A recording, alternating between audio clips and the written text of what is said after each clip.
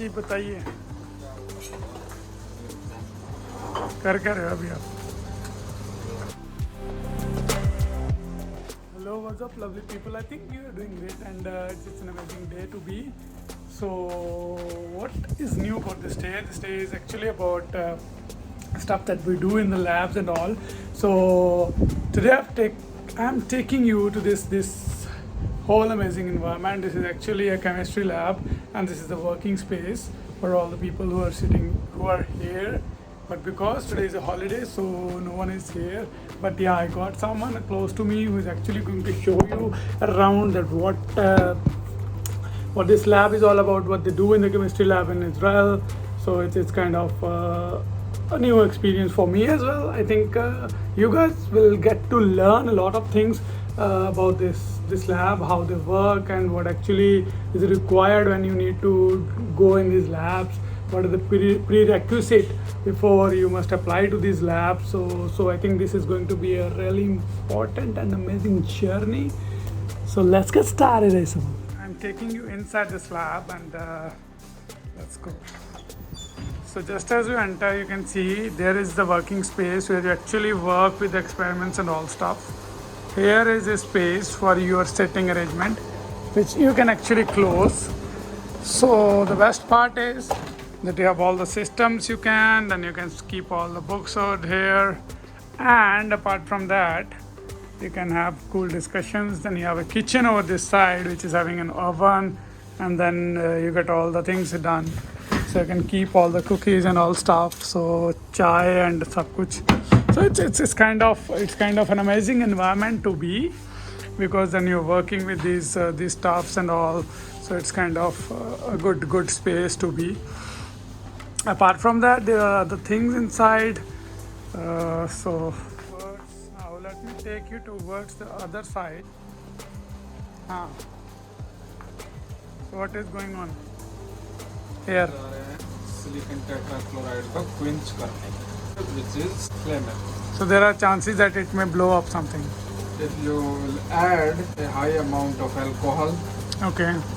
it will catch fire. So we are gonna do very slow addition of alcohol. That's called quenching of any chemical which is pyrophoric. So there is a chance that a fire may catch while doing this. So we have to do it very slowly. Very highly exothermic reaction. You can touch and it feels very warm. It's already hot. So there are chances that it can blow up if you use extra quantity of it, right? Yes. I think you can notice the fumes here coming out. The jar is already hot. So it's working with this environment is actually a big task.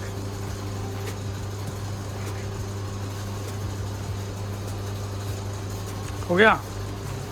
Okay. So now Kuldeep will be showing us actually what is happening where. So this is the fume hood. We should work always inside the fume hood.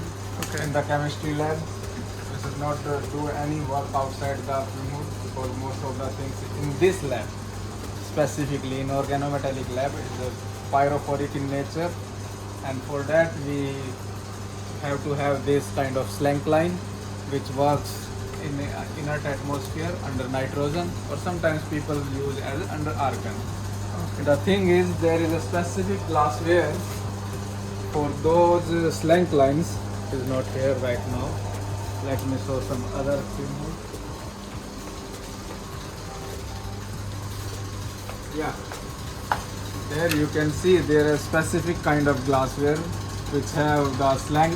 This is called slank flask, where it's always closed in the closed system. One line is connected to the nitrogen, and the second part we always close with this kind of tubing.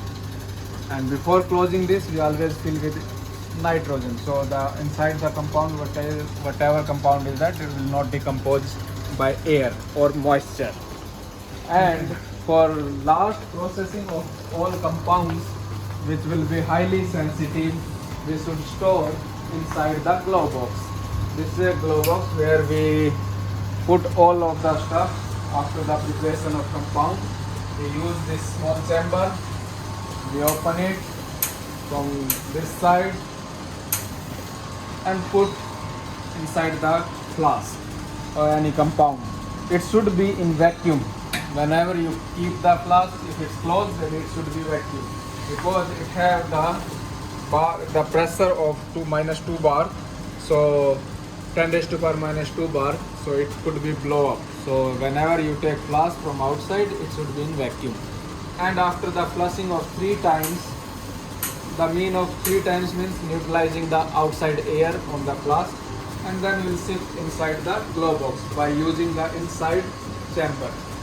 The inside door we will open and take it, the flask inside. And like that we can do freely work. Whatever the compound is highly pyrophoric in nature, which is like sodium, potassium, rubidium, cesium, they all we use inside, and we can do work freely and can open any pyrophoric compound inside the glow box because it's totally filled with nitrogen. So whatever the highly sensitive compounds, you can, if you want to transfer some compound or use like that flask we kept inside, then transfer into small vial. And for cooling solvents we have inside freezer also. It goes to minus 35 degrees C. This is the basic what we do. The rest is for audience. When they will come into the lab, then they will feel the experience more as compared to explaining. And there is a one thing, it's called rota evaporator. In the past times we always distill, all the people chemists distill from one end to the another end by heating and cooling. The second end should be cooling. So here we use the with vacuum, and we will put here like flask that will suck all the solvent from this side to in the collecting chamber, and the part where we cool it. So whatever the fume will come, the solvent vapor, it will freeze and then it will drop down this in the chamber. This is the basic thing. The another thing is, this is called SPS, solvent purifier system. For organometallic chemistry we need highly dry solvents. We cannot use the normal solvent which are AR grade, analytical reagent grade. So we use always SPLC grade solvent. There is a SPLC grade solvent. Then we fill inside. Inside we have a column on molecular sieves and some catalyst. That in process it will heat the all moisture and give us the highly dry solvents. This is the part where the organic people, the second part of our lab, not our lab, the neighbor lab, they do the column. This is called column chromatography. When people read about chemistry, they know about the column chromatography. The solvent will pass from above, there will the compound, it will take slowly in the collecting flask, and then they will check by TLC. Yeah, another important thing in the organic chemistry nowadays is called HPLC, high performance liquid chromatography. This is the upper version of thin layer chromatography, where they use the different kind of column. I think this is the C18 column and different ratio of the columns. And this is very costly machine. Most of the labs in India, where university doesn't afford this because it's almost 30 to 40 lakh cost.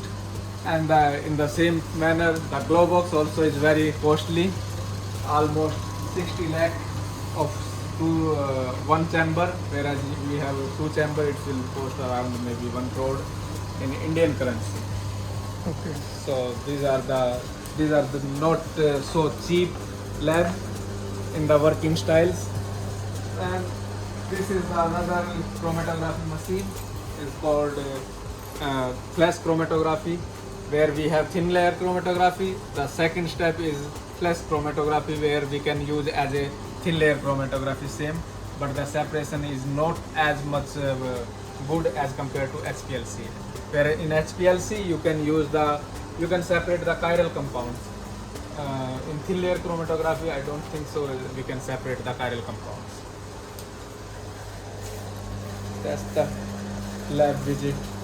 Okay, so if anyone wants to get an admission to the program, to a PhD program, what shall they do?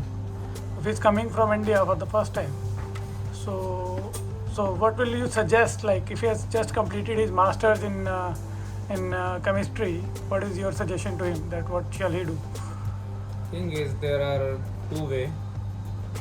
First of all, like in Europe, they follow the same trend also sometimes, not every time.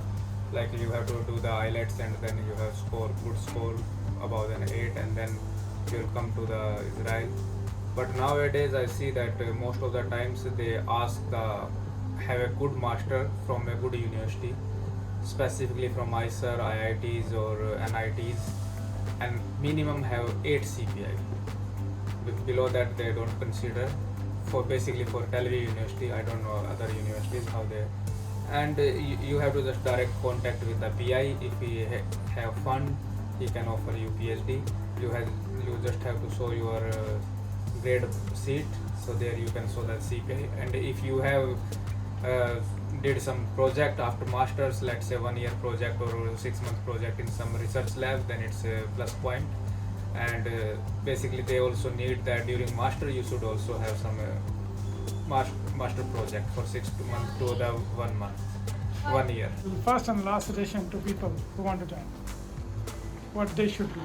If you want to come outside, rushing from the India, you should have the minimum 8 CPI.